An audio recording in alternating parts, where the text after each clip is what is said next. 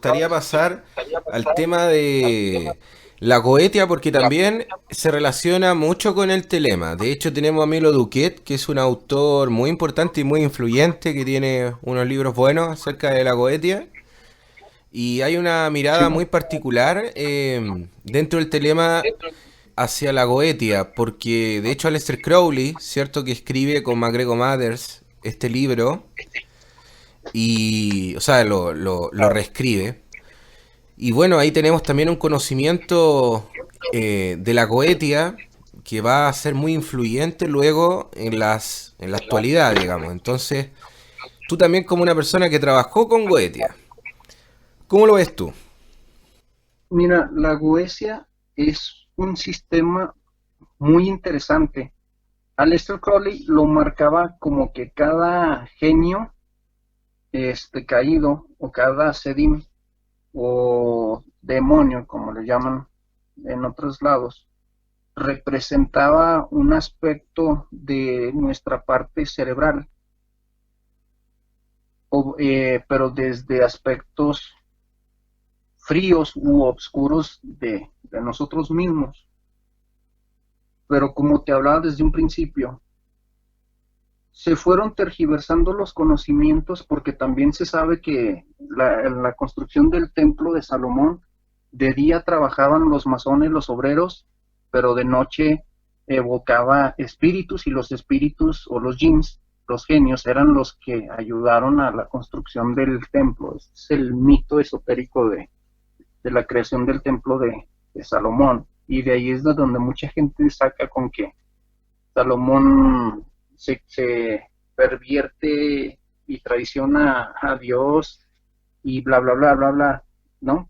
Pero en realidad todos estos aspectos esotéricos son cosas que el iniciado debe vivir para poder entender que existe. Yo no hablo de bueno o malo, sino simplemente de energías y vibración. Digamos que la goesia viene siendo la parte clifótica del árbol de la vida, ¿no? Y la parte clifótica es la antítesis de la sefirótica. Entonces, como existen 72 genios sefiróticos, existen 72 sedín o jeans clifóticos. Y de ahí es de donde mucha gente agarró para lo que es la formación del sistema del sendero de la mano izquierda, que buscan no el árbol de la vida, sino el árbol de la muerte, buscando lo mismo, acceder a la apoteosis, pero resulta que para alcanzar esa apoteosis necesitas descender al infierno, que es el trabajo del iniciado cuando, por ejemplo, Dante tiene que ir a rescatar a su mujer, ¿no? Entonces, ese aspecto esotérico también está dentro de lo que es Goesia. Cuando tú trabajas la Goesia desde esos aspectos iniciáticos, te llevas sorpresas interesantes y hablamos de lo mismo, de que estas energías o arquetipos de alguna forma ya son una conciencia con su propia inteligencia y por ello hay manifestaciones. Sandor Lavey decía que los demonios eran los dioses antiguos y puede ser que sí, o puede ser que sea una idea de Sandor Lavey, porque cabe mencionar que los antiguos tenían diferentes panteones de deidades. Y si tú lo ves desde una cosmogonía judeocristiana, pues vas a ver que Marduk es una deidad negativa o es un demonio. Cuando tú estudias el aspecto de Dee y Kelly en el sistema enoquiano, te das cuenta que es un diferente al sistema enoquiano que, por ejemplo, utilizaba Sandor Lavey, o la forma en que Sandor Lavey utilizaba el Sheman Foraz, él lo utilizaba más desde el aspecto clifótico, desde el aspecto de la goesia, aunque no practicaba la goesia según él, porque era ateo. Y en la goesia no se ve el ateísmo porque se supone que los jinns son seres conscientes, son seres inteligentes, y para Sandor Lavey no era más que un aspecto simbólico para representar obscuridad. Sin embargo, los rituales de la magia satánica, laveísta, aunque son ateos, conlleva la invocación y la evocación de estas entidades de las que estamos hablando. Entonces ahí es donde yo veo la incongruencia de Lavey. Y cabe mencionar que Lavey tenía conocimientos telémicos, ya que su instructor, su maestro en el circo fue un telemita. El sistema de Goetia se basa completamente en la evocación de esas inteligencias que Salomón utilizó para construir el templo y para tener información. Entonces, cuando tú trabajas la Goetia y te entregas al trabajo, sí que vas a tener una respuesta, pero si crees en lo que estás haciendo. Si no crees, no sucede nada. Pero algo que quiero recalcar es que hay siempre la causa y la consecuencia. Entonces, evocar entidades que ya sus egregores son utilizados o son vistos desde un aspecto negativo, lo único que va a traer en la vida de la persona que los evoque va a ser lo mismo. Porque ya el egregor colectivo es tenebroso. Entonces, es importante explicar a la gente que esto no es un juego. La magia no es un juego, evocar una entidad no es un juego, hacer pactos y toda sarta de tonterías que se ve hoy día en internet de supuestos ocultistas, que tú, no estoy criticando ni quiero juzgar a nadie, pero son niños de 15, 17, 20, 25 años y que apenas tienen 1 año o 2 años que conocen esto, cuando vemos personas como tú y como yo, que por ejemplo llevamos una vida, ¿no? En mi caso yo ya voy para más de 25 años de estar estudiando todo esto. Entonces no tengo 1 año o 2 años que conozco este tipo de cuestiones. Y aparte de que he estudiado, he practicado, entonces llegué a tener contacto también con estas inteligencias de Goetia y sí me dieron información. Antes de pasar a una experiencia específica, quiero saber si nos puede hablar un poquito acerca de estos nombres que aparecen en el triángulo de evocación, que son muy misteriosos para algunos. ¿Qué opinas tú de estos nombres que están en el triángulo de evocación de la Goetia? Anafaxetón, mira, el triángulo de la Goetia es muy importante estudiarlo porque no se manifiesta los jinns si no tienes el nombre sagrado de Logos. Entonces, estos dos nombres representan el Logos en su aspecto femenino y masculino. El Logos es una sola esencia, pero se representa por lo masculino y lo femenino, como el dios y la diosa en tradiciones celtas o hasta en Wicca. En todas las culturas que tengan en su panteón esta dualidad de divinidad. Entonces, para poder evocar un espíritu caído necesitas tener la protección de Logos. Si te fijas también, el nombre de Yod-Heh Vav-Heh siempre está implícito en una evocación. Y bueno, a ver, alguna experiencia, por ejemplo, que hayas tenido con la Goetia, porque mira, esto de la evocación muchas veces se puede interpretar de varias maneras. Entonces, la evocación primero, es decir, que aparezca algo frente a ti, ¿cómo tú lo podrías describir ese momento? Fíjate que la sensación es algo de alguna forma tenebrosa cuando es la primera experiencia, porque estamos con la idea de que no existe nada de esto y que son cuestiones del cerebro y infinidad de cosas. Sin embargo, si tú llevas a cabo una evocación real y verdaderamente tienes una respuesta, realmente hay fenómenos por así decirlo, paranormales. Lo que yo te puedo platicar de mi experiencia fue cómo la cámara ritual empezó a enfriarse, a diferencia de cuando invocas un genio planetario o un genio de luz cabalístico, la habitación se calienta. Cuando tú evocas una energía clifótica, que en este caso hablamos de Goetia, es fría, por lo cual ya te está dando a entender que estás llamando, estás evocando una energía de alguna forma fría, oscura.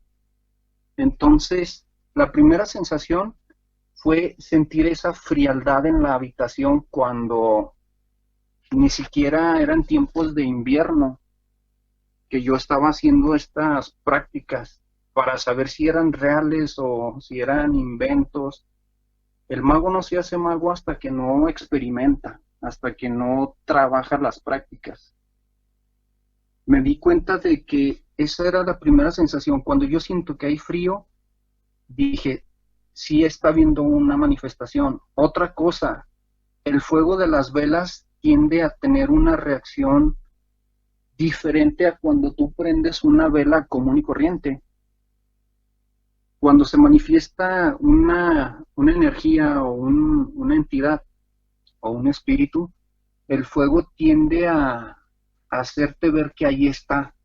Obvio, no se te va a manifestar así como una persona física, en ese momento no, porque tiene que llevar a cabo más fe en el ritual.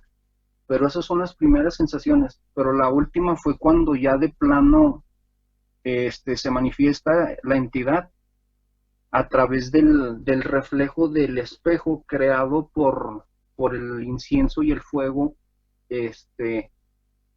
Empiezo a darme cuenta como si se desvaneciera mi imagen propia y aparece la entidad evocada. Pero lo más impactante es cuando se comunica contigo, ya que la comunicación es totalmente telepática. Empiezas a escuchar voz, una voz que proviene de ti, pero que sabes que no eres tú, o ahí es donde viene la confusión, donde si es tu ego que se está manifestando tanto en lo visual como en lo auditivo, o si realmente estás teniendo un contacto. La diferencia es que el conocimiento que te dan es algo que tú no tienes, o al menos no lo has leído en ninguna parte, tal vez lo tengas interno, ¿no? Pero se manifiesta de manera externa, empiezan a darte información que tú no conoces y te la explican para que puedas comprender a qué te estás metiendo. Pero lo interesante es que estos seres provienen de ti, o sea, al final están dentro de ti mismo, porque eso es evocar de adentro hacia afuera, haces que tenga esa manifestación. Pero tiene causas y consecuencias todo esto.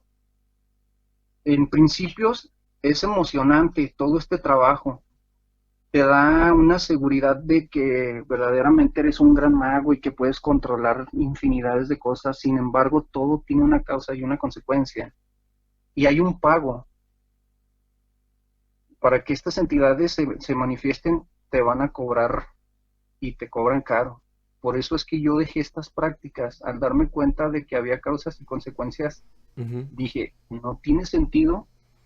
Y empecé a trabajar la otra parte, invocar seres lumínicos, y también hubo manifestaciones, pero para que yo llegara a tener manifestaciones, primero me hicieron de alguna forma redimir mi camino. Y fue cuando caí en la búsqueda del chamanismo y probar las plantas sagradas para enfrentarme a cosas que realmente consciente no podría. Ahora, hay algo que es muy interesante que yo veo por las redes, es que se reduce mucho el trabajo goético, ¿sabes? Por ejemplo, ya para empezar, tener el círculo mágico goético, no cualquiera va a empezar a hacer un círculo mágico goético, escribir en hebreo, ¿te fijas? Con la Ajá. serpiente, O sea, requiere una técnica de un mago avanzado con experiencia y se reduce hoy mucho el trabajo goético, por ejemplo, solamente a que se utilice un sigilo, ¿ya? Se utiliza solamente un sello con un par de velas y una oración. O sea, no es que tampoco mucha gente, a pesar de que está haciendo estos ritos, sabe lo que es la goetia en sí misma, porque la goetia forma parte de algo mucho más grande. Incluso las mismas oraciones mágicas son bastante largas. Y Sí, evidentemente a la hora de practicarlo desde el punto de vista de la clavícula de Salomón, evidentemente tú puedes poner más frases, ¿cierto? Como por ejemplo ciertos salmos, palabras de ujú, poder, ¿cierto? En griego, en hebreo, en arameo, para tener más control en la invocación mágica. Entonces, a pesar de que se hace mucho, también no se hace desde el punto de vista de cómo es auténticamente el ritual de la ceremonia de la goetia, ¿te fijas? No sé qué opinas tú de eso. sí, es lo que te comentaba, que los sistemas actuales, o sí, hablamos de los sistemas actuales como la magia del caos, pero desde estos tiempos, no desde la concepción. Te dicen que todo es fácil y que no hay causas ni hay consecuencias y que tú puedes hacer lo que quieras, y no es cierto, no es cierto. Todas estas cuestiones son las que, como ya mucha gente se dedicó a abrir portales energéticos, tú y yo sabemos que tienen repercusiones a niveles cósmicos.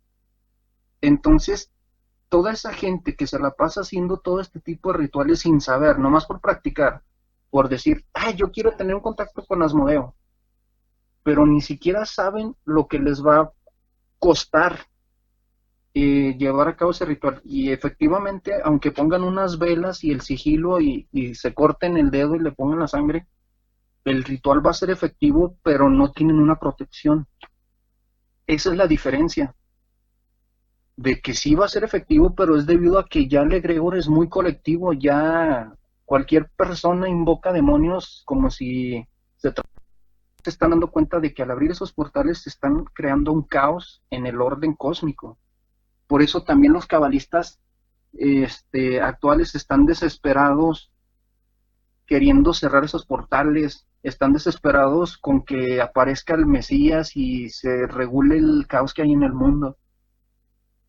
Es debido a todo esto, de que la gente no cree que sea real todo esto, pero aquí en el plano de existencia de Ashia, aquí en este reino, en Malkuth, es real y tiene repercusiones en lo físico, en lo mental y en lo astral.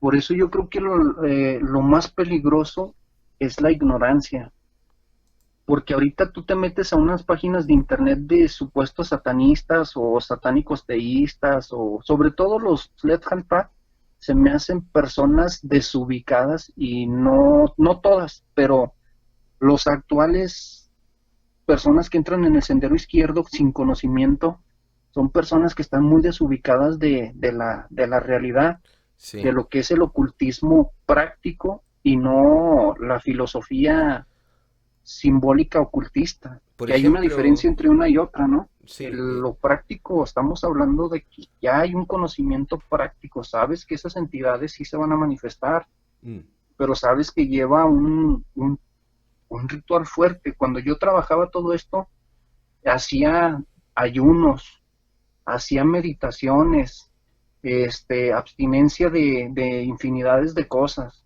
para poder tener una vibración adecuada al trabajo, mm, pero jamás hice una evocación sin tener la protección de los cuatro arcángeles, ni el nombre sagrado de Logos, este, y toda esa protección ujú, que se requiere tener en el círculo mágico para poder tener la presencia del espíritu en el espejo, ¿no? En el triángulo. claro.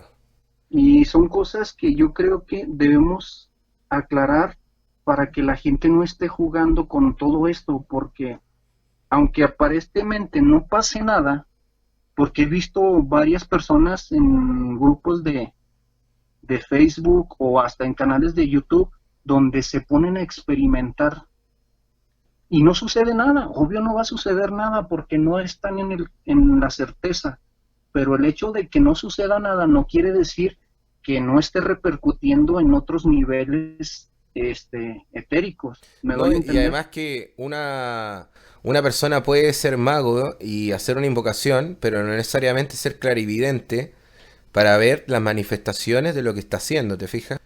Llamar a hacer invocaciones y otra cosa también es ser clarividente o sentir las sensaciones que se están provocando. Una persona con poca experiencia va a creer que no ocurre nada, pero por su falta de percepción y falta de clarividencia no se va a dar cuenta que sí se están presentando entidades y que están ocurriendo cosas en su aura, etcétera. Archivos.